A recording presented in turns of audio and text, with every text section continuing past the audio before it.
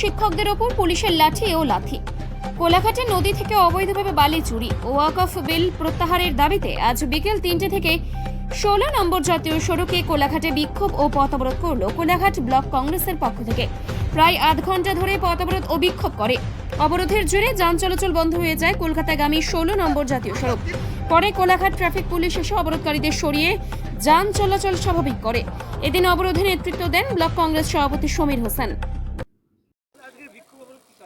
দেখুন, আপনারা জানেন যে যেভাবে শিক্ষক সমাজের মেরুদণ্ড, শিক্ষক সমাজের কারিগর তৈরি করে, সেই শিক্ষকের ওপর যেভাবে নির্মম অত্যাচার হয়েছে এবং যেভাবে প্রশাসন লাঠি মেরেছে, আমরা তার তীব্র প্রতিবাদ জানাচ্ছি।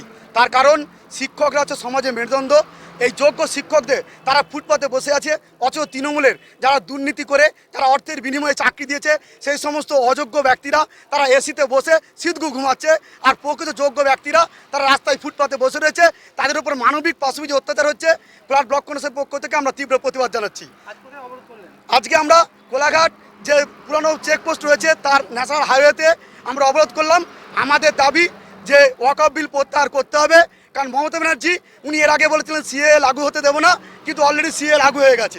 উনি এখন আবার 2026 সালের বিধানসভা নির্বাচনকে কেন্দ্র করে উনি আবার সংখ্যালঘুদের মন পেতে উনি আবার দ্বিচারিতা করছেন। উনি বলছেন ওয়াকফ বিল আমি লাগু হতে দেবো না, কিন্তু আমরা দাবি করছি যে যুক্তরাষ্ট্রীয় কাঠামোর মধ্যে থেকে আইনি পদ্ধতিতে উনি এর প্রতিবাদ করুক এবং উনি সংখ্যালঘুদের সঙ্গে দ্বিচারিতা বন্ধ করুক। কারণ 2026 সালে নির্বাচনকে কেন্দ্র করে উনি কুমিরের কান্না কাঁদছে।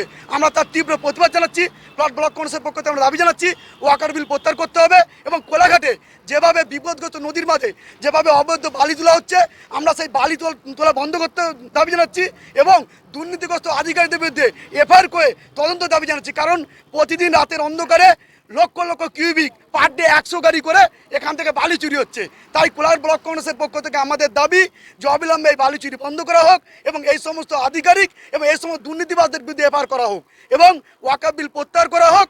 আর যে এই যে যোগ্য শিক্ষক তারা সম্মান ফিরে পাক, আর অযোগ্যদের বিরুদ্ধে আইনি পদক্ষেপ, বিশেষ করে তৃণমূলের যে সমস্ত চোররা যারা বসে আছে, যারা ইডি সিবিআইয়ের ভয়ে যাদেরকে দিদি বাঁচানোর জন্য, যেসব ভাইদেরকে বাঁচানোর জন্য দিদি ইডি সিবিআইয়ের ভয়ে বিজেপির সঙ্গে সেটিং করছে আর ডেটিং করছে।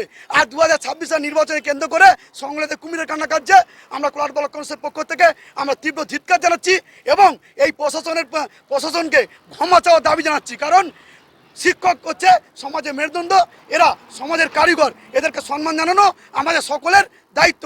তাই বাংলার মানুষ আগামী দিন এই তৃণমূলকে ছুঁড়ে ফেলবে, এদেরকে ক্ষমা করবে না। কারণ এরা হচ্ছে দুর্নীতি, শিল্প নেই, যুবকরা বেকার হয়ে পড়েছে, আর শুধু ধর্মীয় সুশ্রানি দিয়ে শুধু 2026 নির্বাচনকে কেন্দ্র করে সংখ্যালঘুদের মন পেতে উনি চেষ্টা করছে। আমরা তীব্র প্রতিবাদ জানাচ্ছি এবং আমাদের দাবিগুলো অবিলম্বে পূরণ করা হলে আগামী দিনে বৃহত্তম আন্দোলন কর্মসূচি গ্রহণ করবো। সমীর হোসেন, সভাপতি।